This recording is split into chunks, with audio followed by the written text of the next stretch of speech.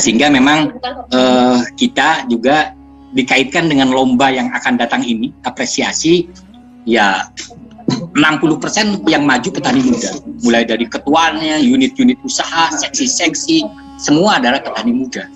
Jadi yang berkumpul di sini hampir petani muda semua dalam rangka mempersiapkan lomba, yaitu memberikan apresiasi kepada petani, kepada lembaga kelompok tani yang berprestasi.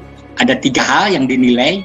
Yang pertama adalah kelembagaannya, bagaimana mereka kelembagaan kelompoknya sudah membagi tugas dengan baik sesuai dengan 5 jurus kemampuan kelompok tani itu sebagai dasar saya untuk menilai atau mau meletakkan fondasi kelas kelompoknya. Yang kedua tentang penerapan JAP, mereka juga akan dilihat sejauh mana mereka melaksanakan JAP. Yang ketiga penerapan GMP-nya tentang pasca panen yang baik dan benar. Nah, dan alhamdulillah Pak Kis, dari sisi kepemudaan program YES melahirkan itu 3 doktor. Jadi proyek yang saya kerjakan ini sudah melahirkan 3 doktor dari IPB, kemudian dari Brawijaya, yang mensinkronkan antara pasca pelatihan master trainer desa itu identik dengan penyuluh swadaya peranan. Sehingga betul-betul ini pasca pelatihan itu mereka punya ilmu itu mampu berbuat menjadi penyuluh swadaya di desa masing-masing.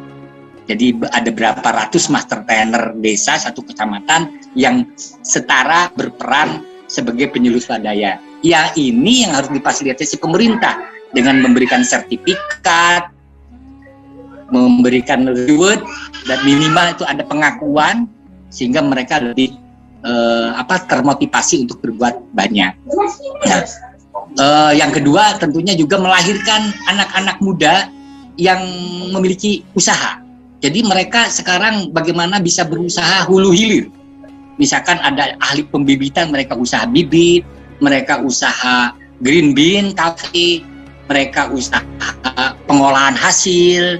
Jadi melahirkan generasi muda, milenial, yang memiliki unit-unit usaha dengan memanfaatkan 4 atau berbagai subsistem dari bisnis. Jadi ada subsistem hulunya, budidayanya, subsistem pasca panennya, pemasarannya. Mereka memanfaatkan semua peluang-peluang seperti itu. Itu bagis yang sudah kita lakukan di Kecamatan Damai.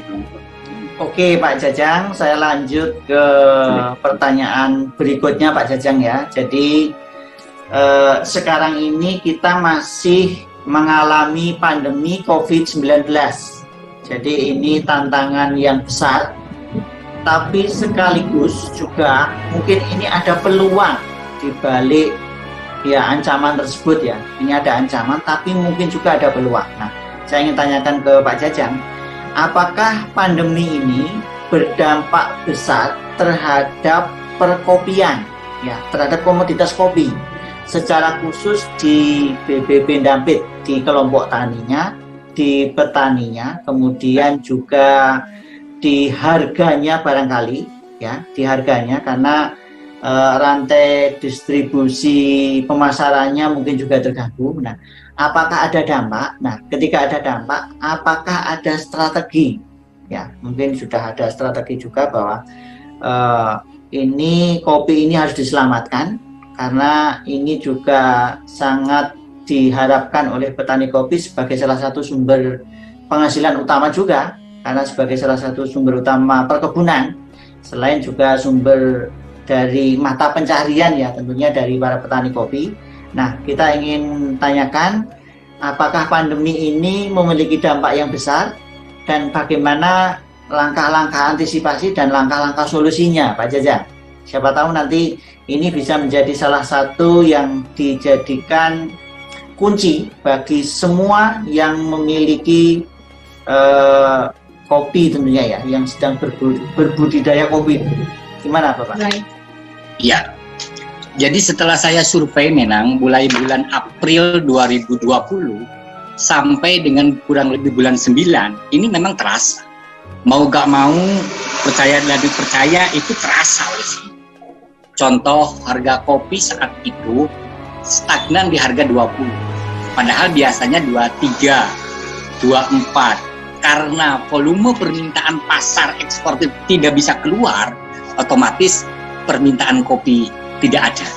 Artinya eksportir pun hanya menimbun saja, menampung tetapi tidak bisa keluar, otomatis harga turun. Kurang lebih sekitar 6-7 bulan yang lalu harga kopi stagnan di 1920 waktu itu. Kemudian tentunya juga berdampak kepada larangan kafe-kafe.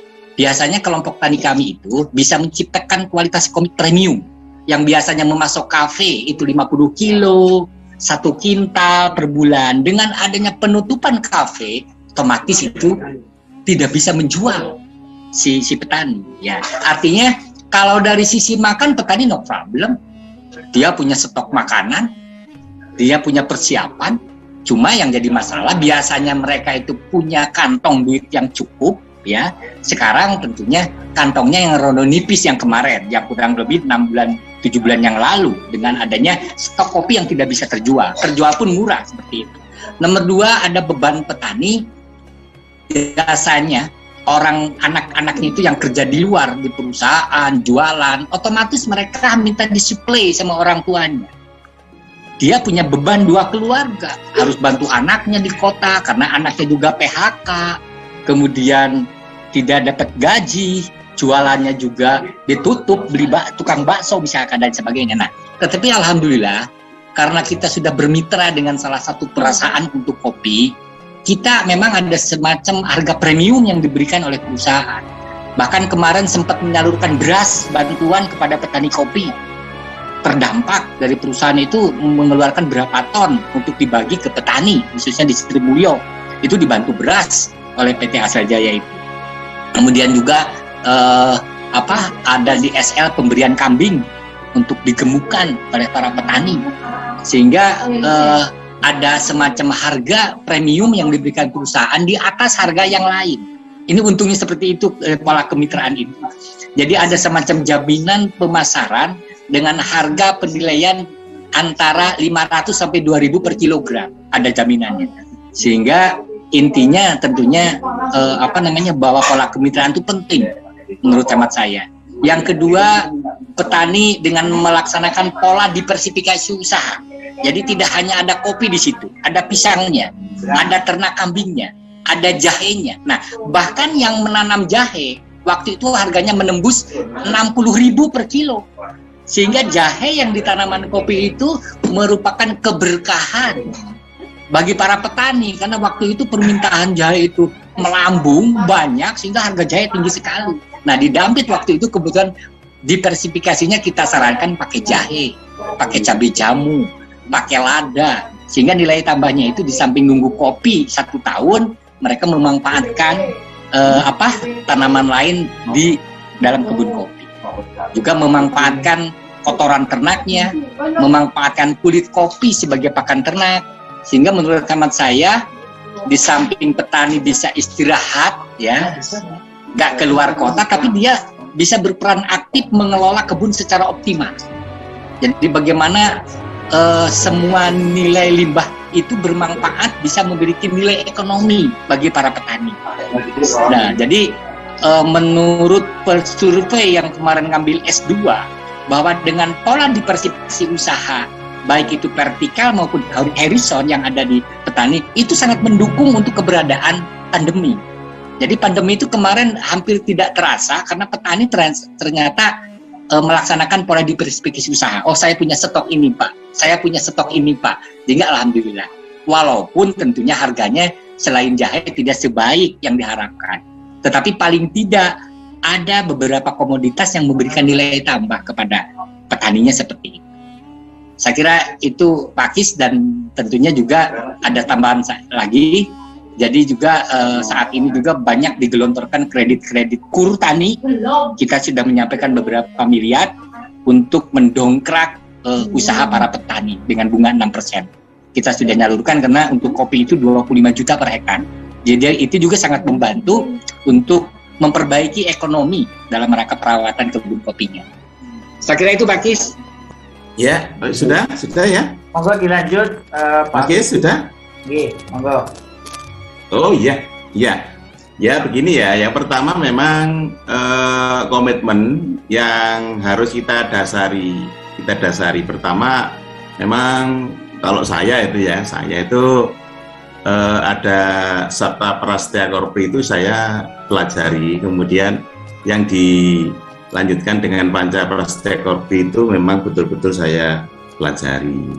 Kemudian kalau kita sebagai penyuluh itu tidak lepas dengan 9 indikator itu, 9 indikator keberhasilan seorang penyuluh. Sudah, kalau kita berpedoman pada itu, insya Allah kita nggak belarah. Nah, itu memang harus kita pedomani selama kita menjadi petugas. Masalah kalimat yang ada di 9 indikator itu berubah-ubah atau mengikuti perkembangan zaman, itu masalah lain. Yang jelas, pedoman itulah yang harus kita pegang teguh. Itu Mas Gis, Bapak. Itu kemudian komitmen itu kalau pengalaman saya itu memang kita tulis. Kita dalam jangka waktu 4 sampai 5 tahun ini kita harus berhasil. Itu kita tulis besar-besar, Pak. Kita tulis besar-besar, cita-cita kita itu kita tulis besar-besar. Yang kedua komitmen, yang kedua kita tulis rencana itu besar-besar ada di kamar tidur, ada di buku kita, buku yang halaman pertama itu, itu kita tulis besar-besar. Saya 4 tahun, 5 tahun harus berhasil membina kelompok tani saya. Ya, manjada wajada katanya ya. Katanya Abai, manjada wajada itu kerja keras, insya Allah pasti akan berhasil. Itu dengan perpedoman itu, Mas, maka kita akan kerja keras dan kita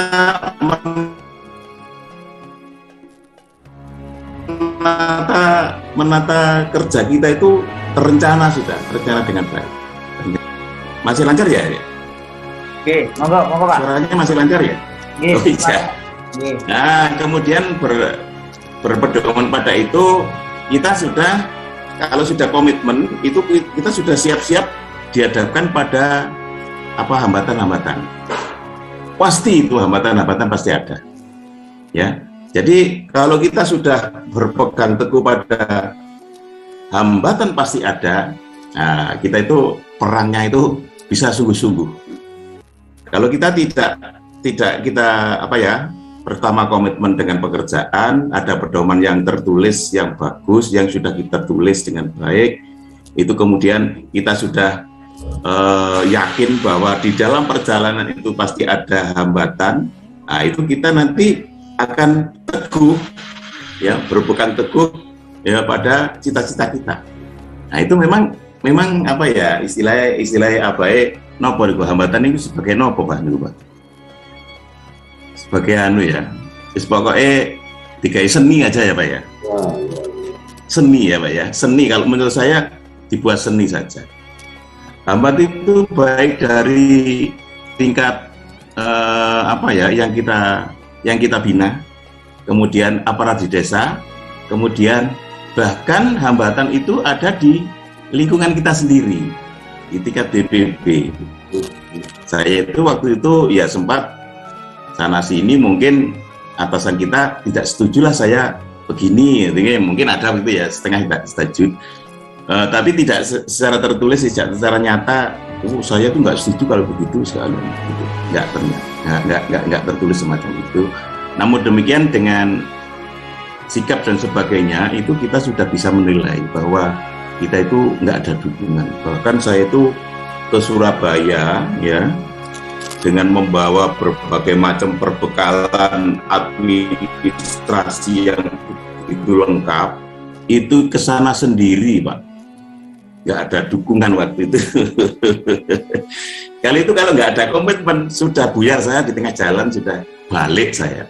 Tapi karena saya punya komitmen yang tinggi, saya harus berhasil. Kalau saya direndahkan, justru saya nanti akan menjadi tinggi saya. Saya harus berhasil. Nah, malah gitu. Kalau nggak ada hambatan, ini karena seni ya, karena seni, itu tidak mungkin kita akan berhasil.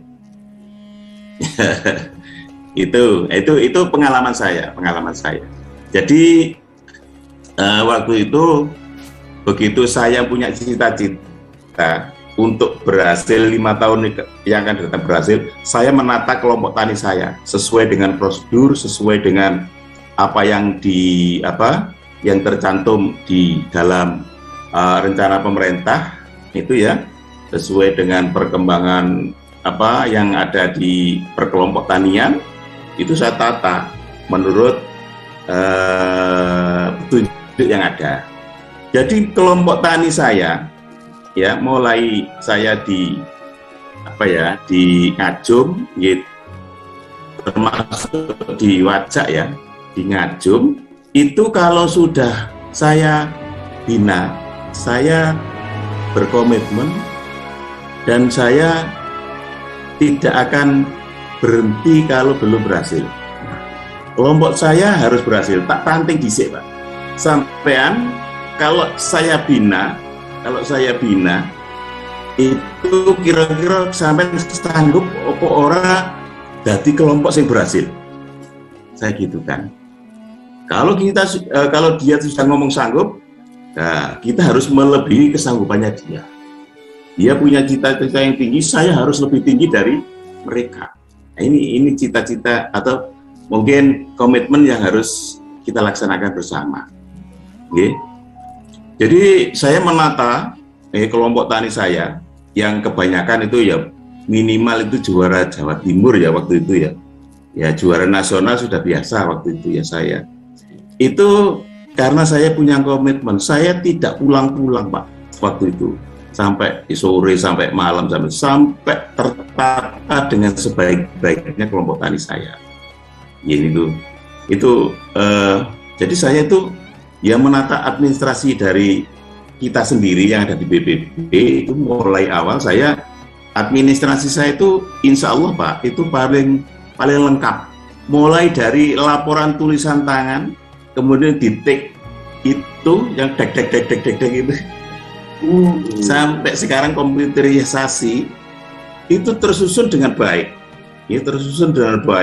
jadi tidak ada celah yang tidak ada laporan tiap bulan.